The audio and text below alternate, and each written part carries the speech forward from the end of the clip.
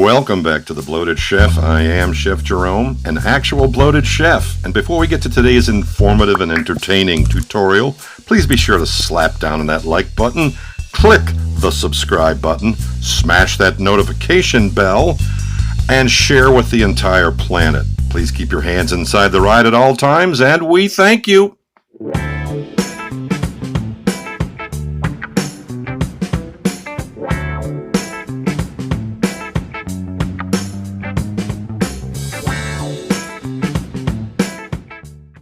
All right, and we are back. And we are back in a big way because we've got Spuds, the national dish of Ireland.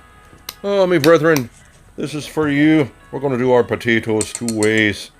We've got Idaho potatoes. We've got white creamer potatoes. Yeah, all right, enough with the accent. We've got all kinds of good mixes here. We're going to do an Asian version of fried potato sticks and a potato cake. You're going to love it. Right then.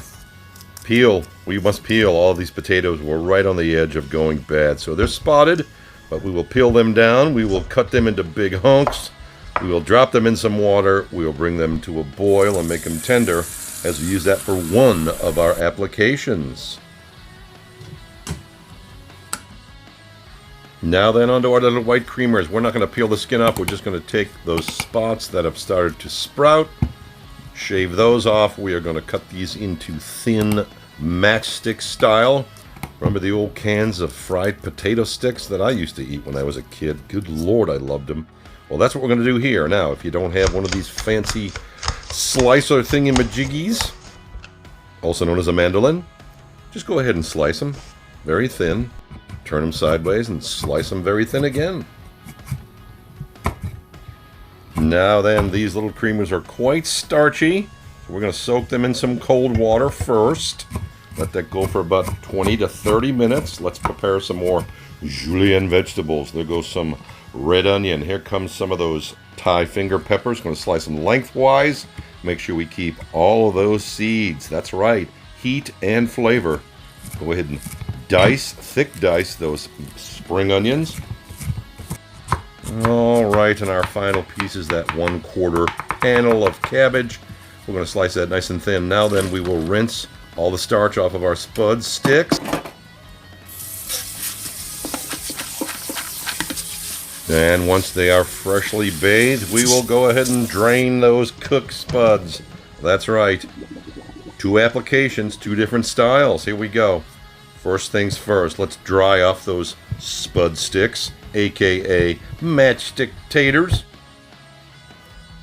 In goes our thin sliced green onion bulbs, thin sliced red onions. Now then, that is some potato starch. You could use rice flour, tapioca starch, or if you have to, some boring old AP flour. Let's go ahead and season. Salt and pepper, of course. Always season at every level, people, right? Now let's start our double fry. First up, preheated 325-degree oil. Make sure those sticks are moving around because they will stick together.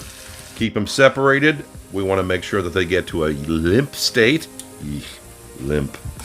If you're pushing 60, you know what I'm talking about. So first things first, we get them cooked at 325 for about 3 to 4 minutes. Pull them, set them on some paper towels, and drain them. Step 2 of our double fry. We have cranked the heat up to 375 degrees, and in go those Spud sticks, or those potato sticks, as we call it up on the peninsula. Keep them moving. Look how quickly they start to brown, get golden brown, almost a caramel color. Keep them moving, keep them moving. That's right. Look at it. Look at it.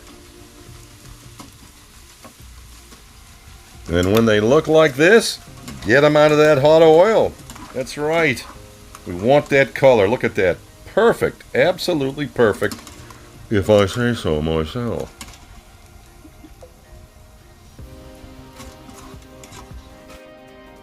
And of course, while they're hot and while that oil is still sizzling, we will season a little bit of coriander. There goes some salt and fresh cracked black pepper.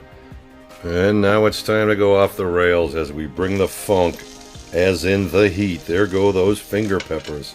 right? About a half a teaspoon of oil is all we're going to need, because we're just going to perfume these. In goes those thin sliced green onion tips. That's correct. The tips. Just the tips. A wee splash of the old fish sauce. And we are ready to infuse these matchstick taters.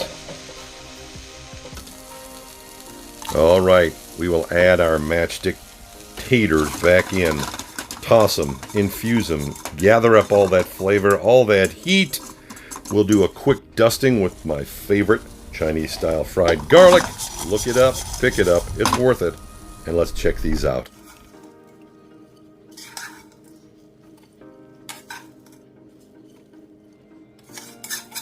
We can literally just listen to this if you want. But we're not going to. Of course we're going to comment. Let's get a little taste. Check out the crunch. I'm thinking these are going to be awesome.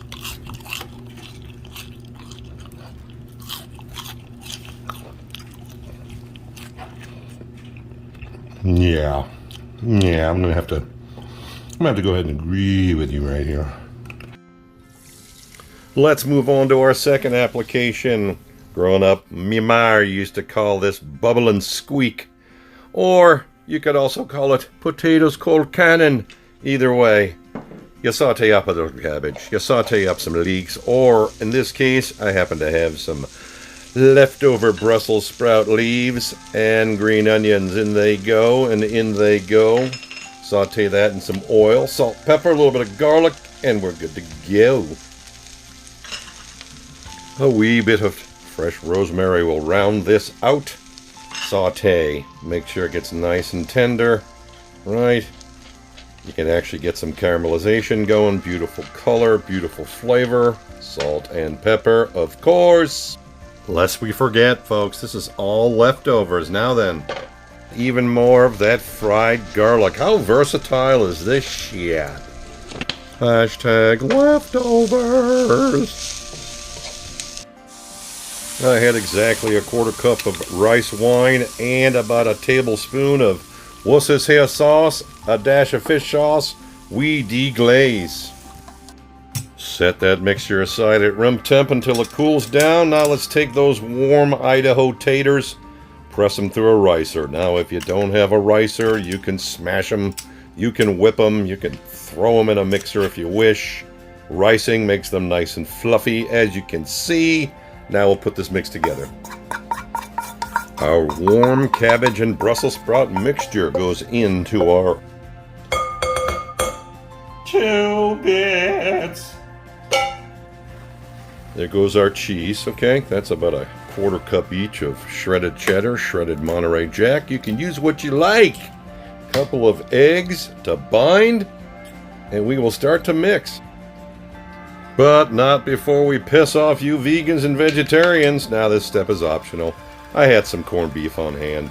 Nice deli corned beef. And while I was at it, I was whipping up a pizza dough. Multitasking, people. Let's slice up some green onions and get this beautiful mix put together and refrigerated for breakfast tomorrow morning.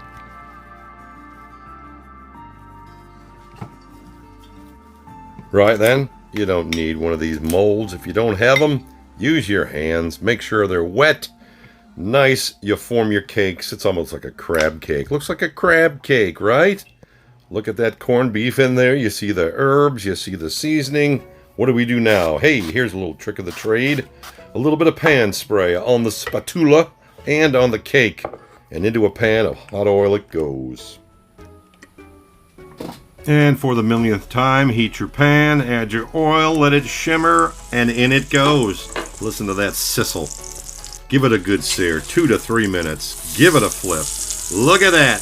Nice crispy brown edges. 3 to 4 minutes later, and it's time for the dismount. Let's go nice and easy. Ah, you rank amateur, you fucking suck.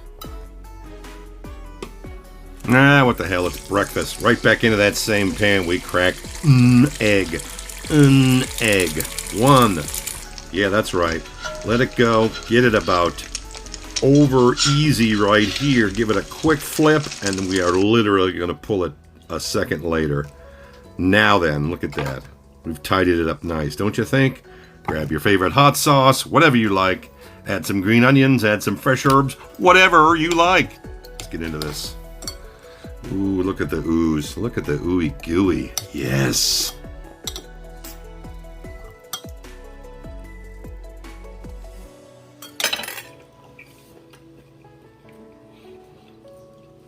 Oh yeah. Holy cow.